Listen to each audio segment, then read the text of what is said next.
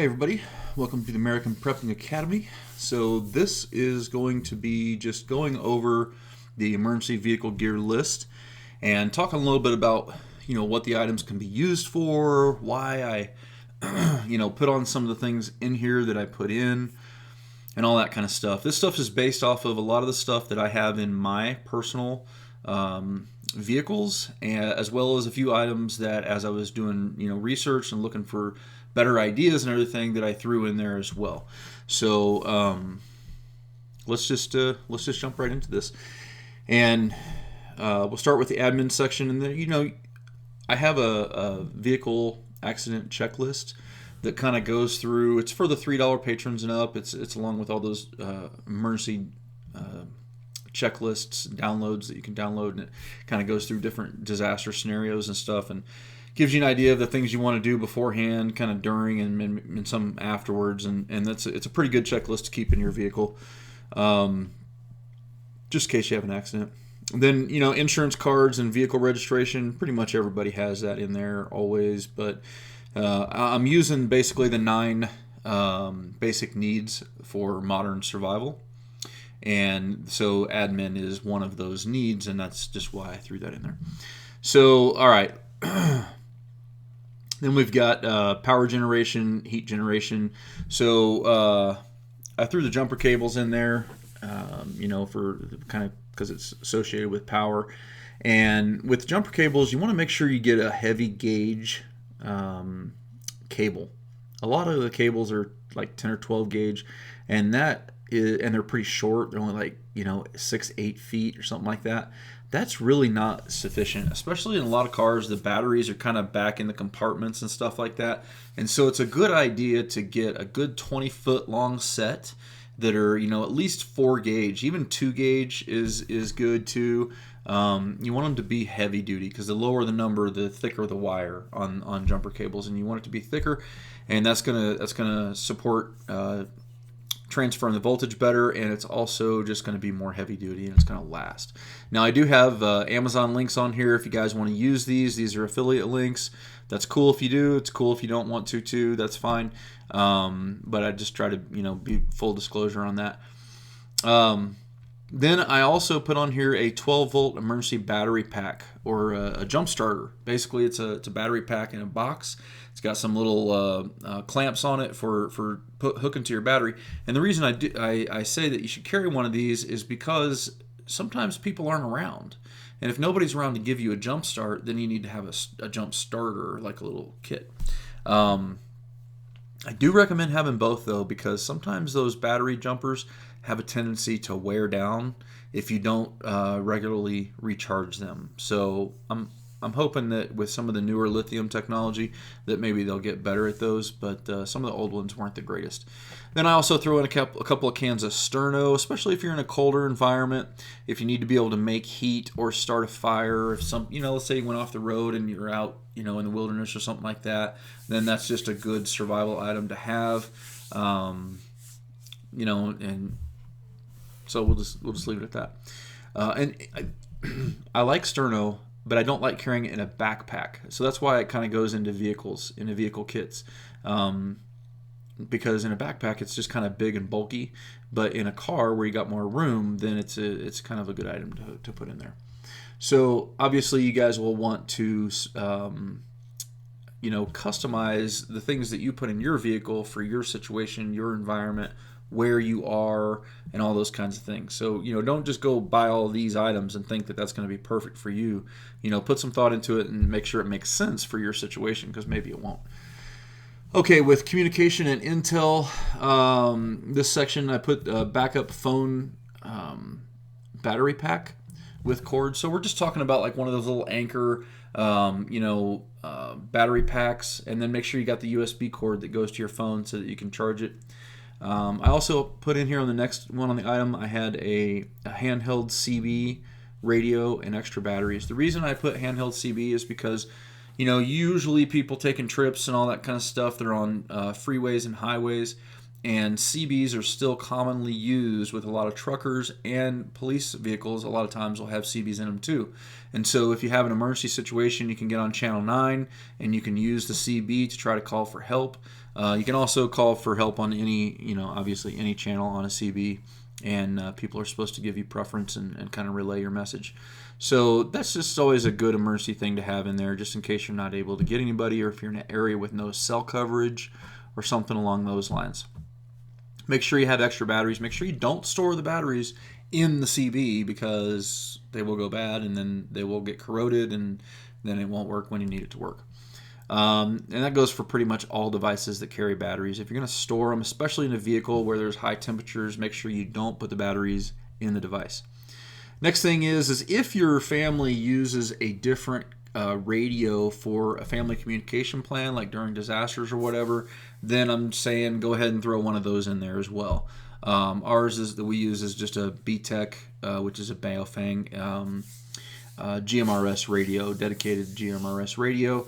And, they're only going to get a few miles, but if you're in a higher area and your family's in a higher area, you might be able to stretch that, 5 to 10 or something like that. So if somebody's looking for you, or, you're somewhat close to home, then it could be useful. Again, kind of an optional item. Okay, next thing is put just a box or a pack of 12 chem lights.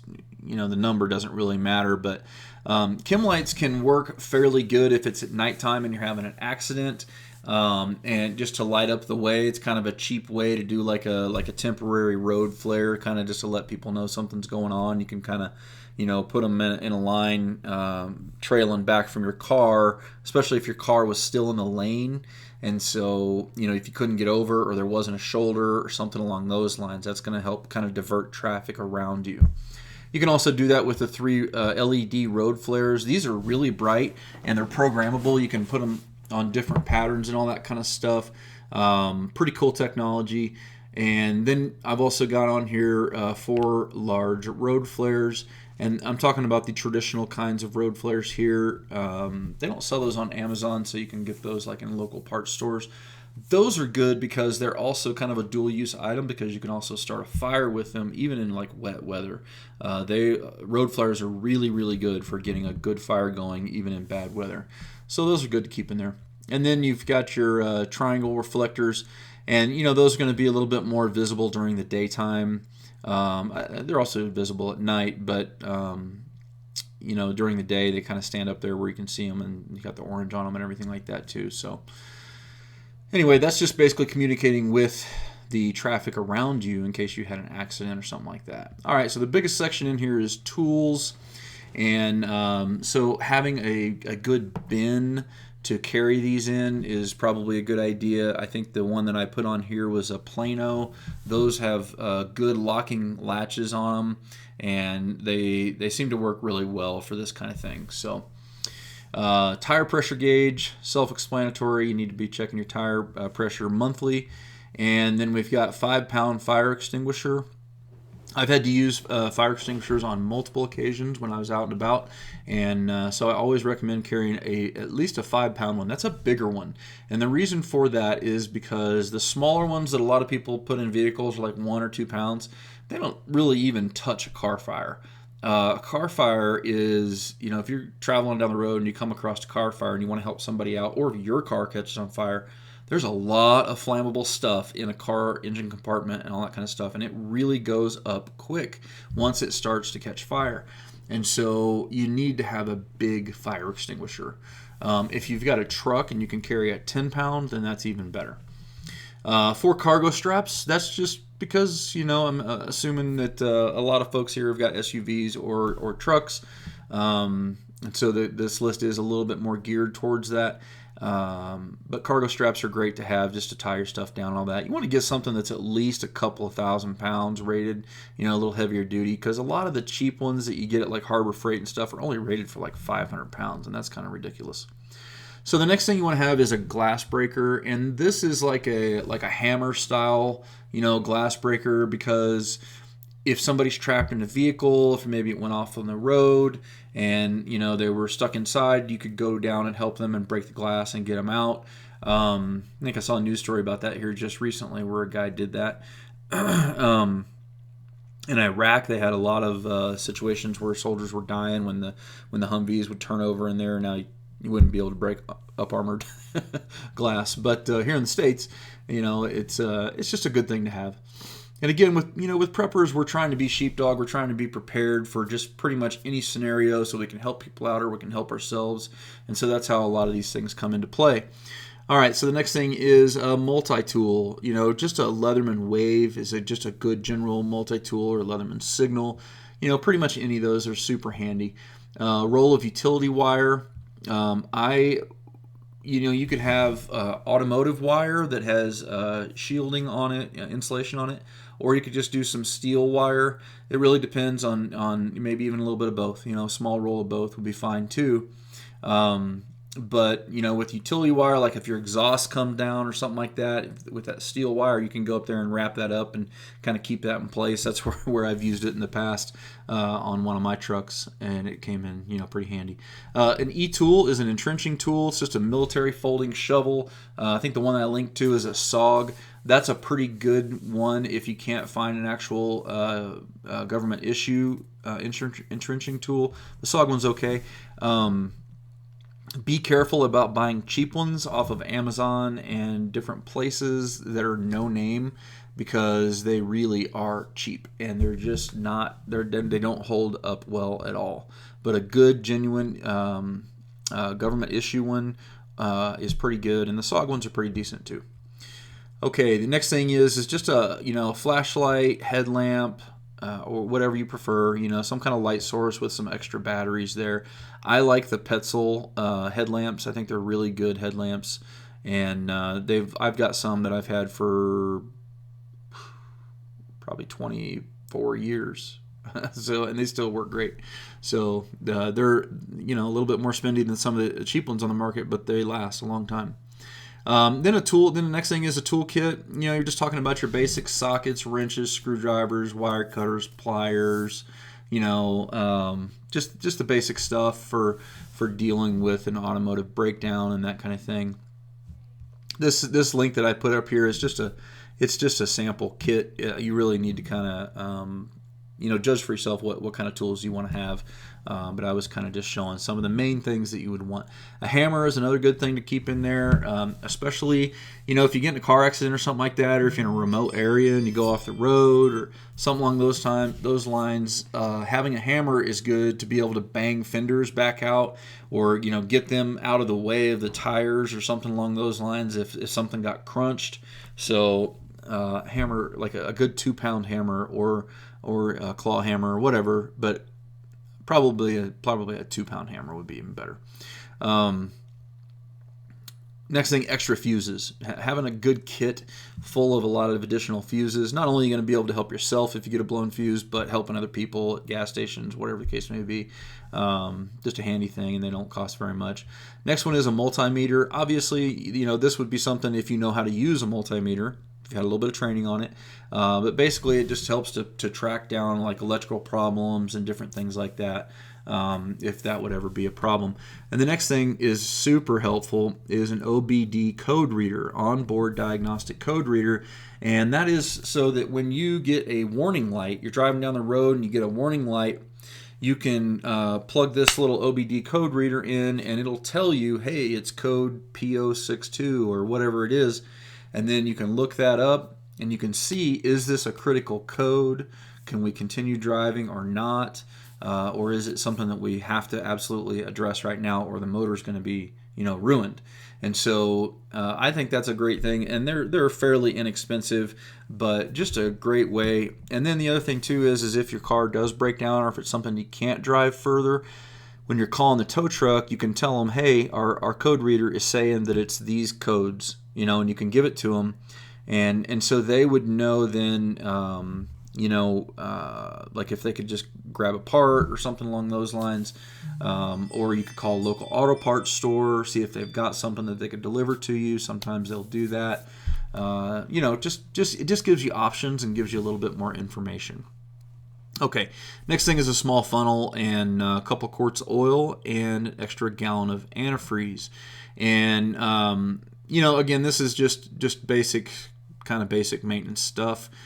just in case you have a problem. You know, get a loose line or oil cooler line or transmission line. You could even add some transmission fluid in there. I didn't add that on there. I probably should have. You know, just having those additional fluids just in case. That's always a good idea. The antifreeze, you really only probably need 1 gallon because you're going to have some extra water in your vehicle also. And antifreeze is mixed at a 50% ratio. So you want 50% antifreeze, 50% water, unless it's already pre-mixed. Nowadays they do sell pre-mixed stuff too, so keep that in mind. Radiator stop leak. Again, most crashes that are involved with the front of the car.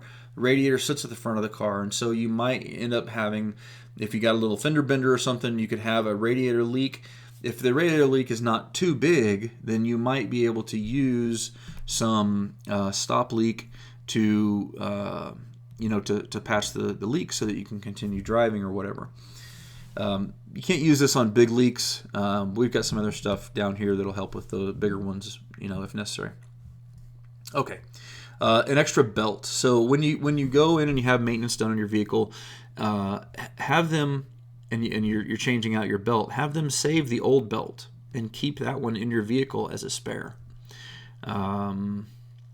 Just in case one breaks. It's not very common for belts to break anymore, but on older vehicles it's definitely common. Okay, so the next thing is a couple of heavy-duty toe straps. And with toe straps, I recommend getting them as heavy-duty as you can get them. The heaviest ones I could find on Amazon were 45,000 pounds. Those aren't bad, but I really actually prefer like an 80,000 pound toe strap. And the reason for this is because, especially if you drive a truck and you go off-road and all that kind of stuff, so, when you're pulling people out, it's not always just nice and friendly. Sometimes you got to get a little rough to get them out.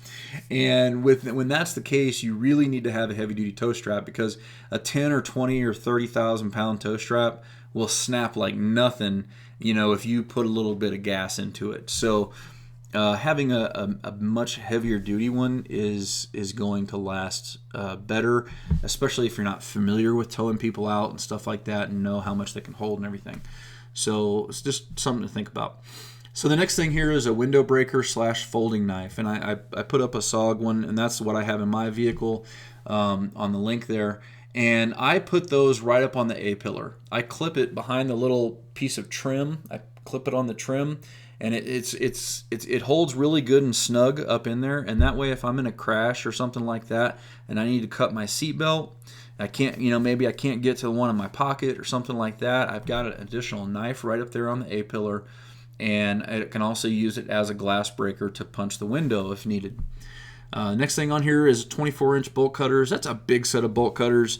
If you're in a car, you're probably not going to need something like this, but I like to keep a set of bolt cutters on there just in case, if something went sideways, and I've got multiple alternate routes, stuff like that planned to my home. If any of those happen to be behind gates that are locked or something along those lines, I can use those bolt cutters to cut that gate, or cut the lock on that gate.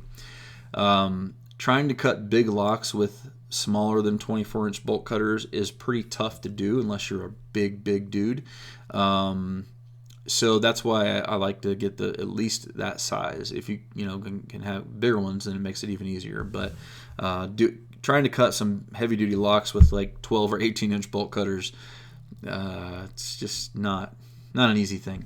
Okay, so the next thing is a Silky Big Boy folding saw. This is a good medium-sized saw that is going to be big enough that you can cut some pretty good-sized branches if something crossed over the road or whatever, and you needed to trim that up and get some branches out of the way so that you could get through.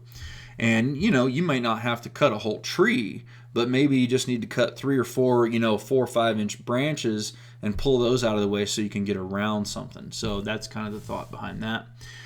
Spare tire. Obviously, I didn't know this, but apparently some new vehicles don't come with a spare tire. So make sure you've got a spare tire in your vehicle, and also check the inflation at least yearly as well. Got something in my eye. Okay, So the next one is a tire plug kit. Now, tire plugs are great for filling in nail holes and screw holes and stuff like that. They're not technically authorized by the Department of Transportation for fixing radial tires, but they definitely work for short-term fixes. And then you can take your tire into a repair shop, and they can put a patch, in on the inside of it. But they're great for expedient use, when you need something. I just did one, I don't know, it's probably 6 months, 8 months ago, something like that, on my work truck. And luckily I was at a gas station, because I didn't have one on my work truck. I was at a gas station that had a plug repair kit, went in and got it, reamed out the hole real good, put that plug in there, aired it up, and I was on the road. Also, having a foot pump or some kind of a 12-volt air compressor is also a good idea. In case you get that flat, you got to be able to re-air up the tire. And the compressor that I put on here is probably one of the more top-of-the-line compressors. There's a lot of cheap ones out there. And it's really up to your budget as to what works for you. But if you want a quality one, that's going to work a little bit better. And it's not going to take forever to fill up the tire. That's the problem with a lot of the cheap ones, is it might take 5, 10, 15 minutes literally to fill up a tire. So I don't like those cheaper ones. Although I have used them, and they do work. Next thing is a vehicle jack. I put on just a kind of a basic screw jack on here. Again, I guess some new vehicles are not coming with those. But whatever you decide to get, make sure that it's rated for enough weight for the vehicle that you're driving. Then I also put a 4-way lug wrench in here. Lug wrench, especially a big 4-way, is a lot easier, especially for women or smaller folks, to break over the tires, to break off the lug nuts, break loose the lug nuts. Thank you, I can't speak. And they're kind of big and cumbersome, but having the leverage, it helps, and it helps you get them tight enough too. So then I also put on here a 5-ton cable come along, and this is used in case you get stuck in a ditch or something along those lines. You can use this in combination with a couple of tow straps and stuff to tie to a tree, and to kind of work your way out, to kind of work your vehicle out, if it's not too stuck. Then we have the get home bag. That is a personalized bag that has all your, the majority of your personal survival equipment that you're going to need to walk from wherever you are to home. And so I didn't really get into any of the contents on that. That we can do that on a separate video. I've done some older videos on that on Reality Survival. You guys could check out too if you want. Next thing is a couple of cans of the big 20-ounce cans of Fix-A-Flat. Fix-A-Flat is also a good way to air up a tire. It doesn't do a great job with fixing leaks, but it is a way to air up a tire if you have a flat or something along those lines. And yeah, so just get the good stuff there. And then the next thing is a package of Fiber Fix. This stuff's pretty cool stuff, and it's really hard. It hardens up really, really well, and it's very, you can mold it and all that kind of stuff. And it's sort of just one of those things that if you had something break, you can kind of help to hold stuff together. I can't think of a great example of where you would use this right off the top of my head. You could use it for holding. I guess you could use it for holding, your fascia on your bumper up, keeping it up and on and in place so you could drive home. Maybe if you hit a dog or you hit an animal on the road and it kind of knocked your front fascia off, you could probably use it for that. There's just a lot of different things you could use it for, and it's really strong stuff. So then we've got a roll of Gorilla Tape, a roll of electrical tape, and a roll of rescue tape. And those are just 3 different kinds of tape that are pretty handy to use. The rescue tape is going to be more for like repairing hoses, like a radiator hose or something along those lines if you got a hole in one of those. And then down here we've got a package of JB Weld. And JB Weld is a metal epoxy, and this is the thing that you could use to fix bigger holes in a radiator and that kind of thing if you needed to. It all depends on kind of how how the hole is and everything, but it's going to give you more options. So then we had a package of cat litter or oil dry, and that is for traction. And obviously, if you had an oil spill, you could use it for soaking up the oil too, so that, save the environment and that kind of thing. But because a lot of crashes and stuff, there'll be a lot of, there could be oil, there could be antifreeze, there could, stuff like that. So you may need to clean that up. But more so when it comes to kind of emergencies, if you're stuck or something like that on ice, then this will work somewhat for giving you some traction. Next thing is a roll of shop towels, just a handy thing to have, cleaning your hands off after you've been working on the car or been underneath it or something along those lines. Let's see, 2 large clevises. Now, these clevises are basically a large hook that you're going to use on the end of your tow strap so that you can hook it to your vehicle and then to the strap, and you don't have to run the strap around and kind of do these weird kind of things with the strap, which will oftentimes cause premature wear on the strap and cause it to break a lot easier. The strap is going to be the toe strap is going to be a lot better off if you're using a clevis. It's going to be a lot stronger than if you're trying to wrap it around sharp metal and stuff like that. So then I had a Slim Jim kit or a couple of wire coat hangers. This is just in case you get locked out of your vehicle. This kit's a pretty good kit because it also has the wedge, which is an air inflatable wedge that goes in between the door and the window, and that'll help give you a little bit more space for working the tools to get the door unlocked. So those are pretty handy to have as well.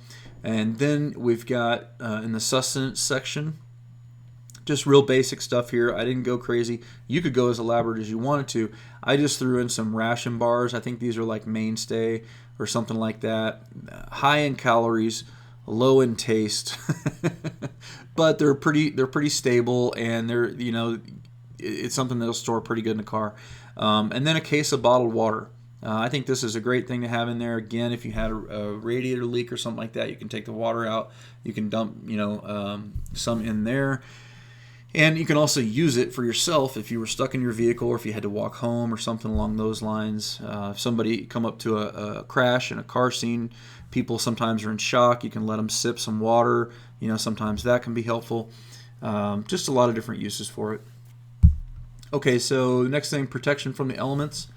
You just want to go with, you want to have several umbrellas. If you have a 4-passenger car, then that's probably how many I would have in your car. And the ones that I listed on here are a security umbrella. I did a review on these a while back, and they double as a weapon. They're like unbreakable. I mean, these are really tough umbrellas, and they're built really, really well. So in high winds and high rain, if you live in like a place with, hurricanes and all that kind of stuff, like, bad stormy weather, then these are great umbrellas to get. Then I just put in there a poncho, some gloves, and a tarp or space blanket and some cordage. Now with the tarp or space blanket, probably the majority of the time you're going to use the tarp is to lay down on the ground so that you can get under your car and look and see what's going on if there was a problem, and you don't have to get all dirty, by laying on the ground. But if you were out in a remote area and you got stuck somewhere, something like that, you could use the tarp to maybe, make like an overhang off of your car. You can take the cordage and then tie that off to a couple of trees or something, or you could just take it out and make an individual shelter for you to stay under if you wanted to.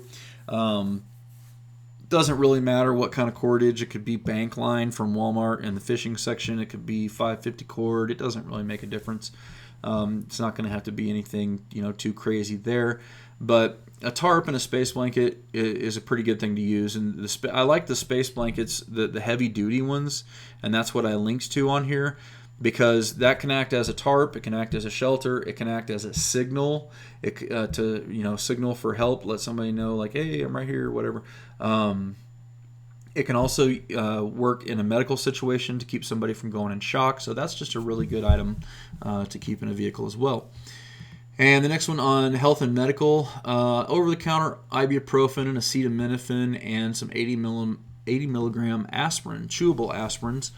And that is in case you come across somebody who's having a heart attack, or if you had a heart attack yourself. And then because that'll help relieve the symptoms of that, at least to a certain extent.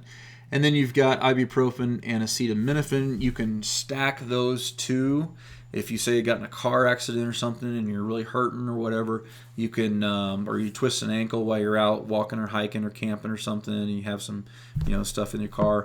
And if you just get a headache, just common sense kind of thing to have in the vehicle. Then a good first aid kit, and this is the boo-boo kit. This is where we're talking about, like with Band-Aids and small gauze and antiseptic wipes and those kind of things. But you also want to have a good trauma kit or a bleed stop kit. And that is because that is a very common types of injuries in, severe car accidents. So being able to stop the bleed is important. And if you haven't had first aid classes on those items, then you should definitely do that.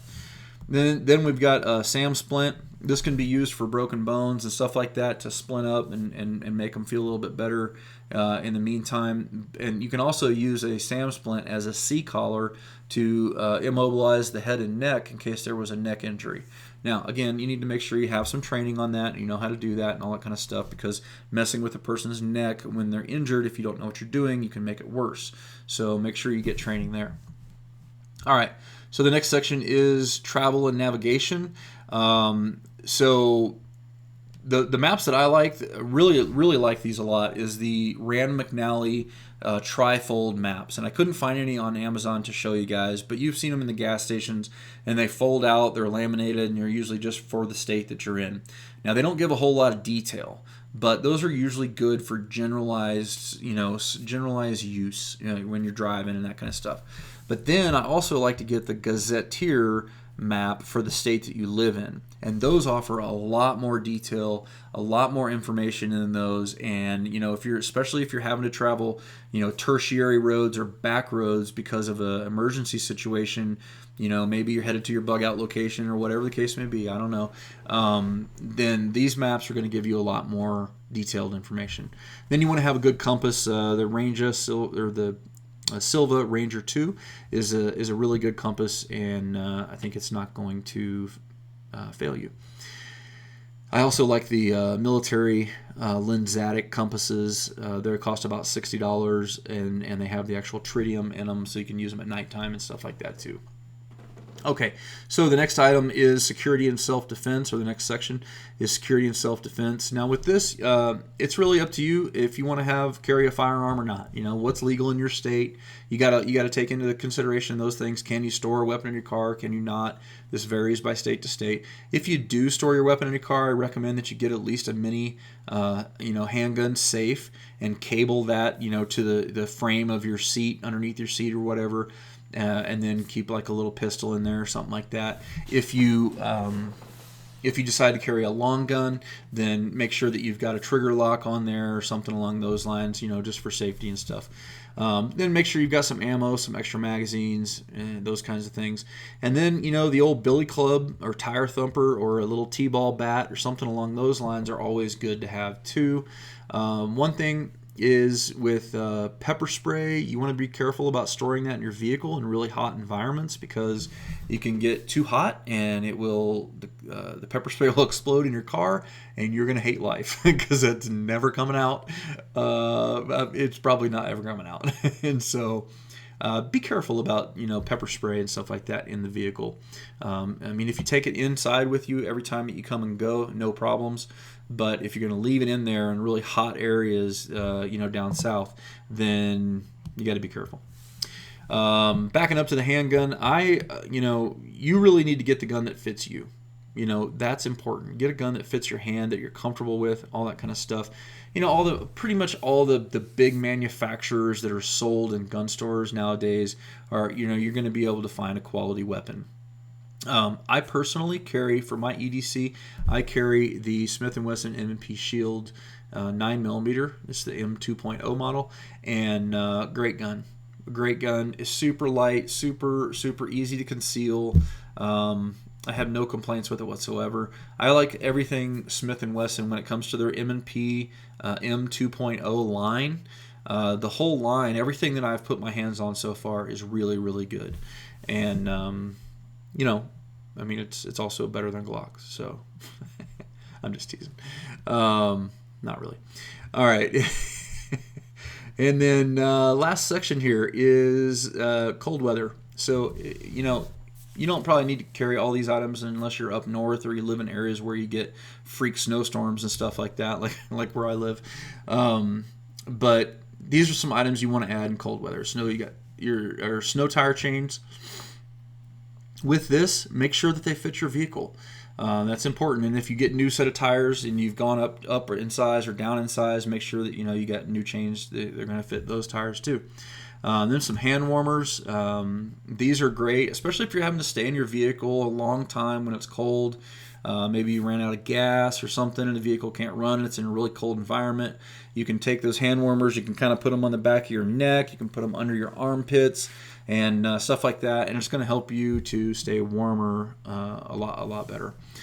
Then we've got wool socks, wool gloves, wool scarf, wool hat, wool blanket, down jacket. And those are all just items that if you had to walk a long distance in cold weather, then they're going to keep you from getting hypothermia, or if you had to stay in the vehicle for a long time while you're waiting for somebody, it's going to keep you from getting hypothermia. I like wool because even if it gets a little bit wet, it still retains some of its insulation capabilities. Now, other materials are fine also as long as you keep them dry. Then the down jacket was the last thing on there. That one is one that you got to be careful not to get wet, but they pack down really small and they actually are really, really warm. So if you haven't ever had down jackets before, those are great items to have, especially in a survival situation. And the last thing on the list is sand tubes for weight. And what we're talking about is like the 60 to 80 pound tubes. They're real big, and you can get them at Lowe's or Home Depot or something like that. And you put them in the back of your vehicle to help you get additional traction. Especially helpful in pickup trucks and SUVs, rear-wheel drive vehicles. If it's a front-wheel drive vehicle, it may or may not be so necessary. So anyway, guys, and the last thing I needed to add here is Renaissance Marine threw this in here, and this is a great item to have as well. It's just a 12-inch by 12-inch piece of like 3/4-inch plywood, or a like a 1x6 or something along those lines to put your jack on, to put your put underneath the jack when you're jacking up your vehicle, because it's a rare occasion when you actually have level ground underneath you to set a jack onto. And so having a board that will kind of help distribute the weight and give you a better, more stable platform is a really, really good idea. So thank you, Renaissance Marine, for that. And so let's see. I think that's pretty much it, guys. If you've got any questions, then feel free to ask me in the comments below. I'll do the best I can to explain it to you. Or you can shoot me an email at americanpreppingacademy@protonmail.com.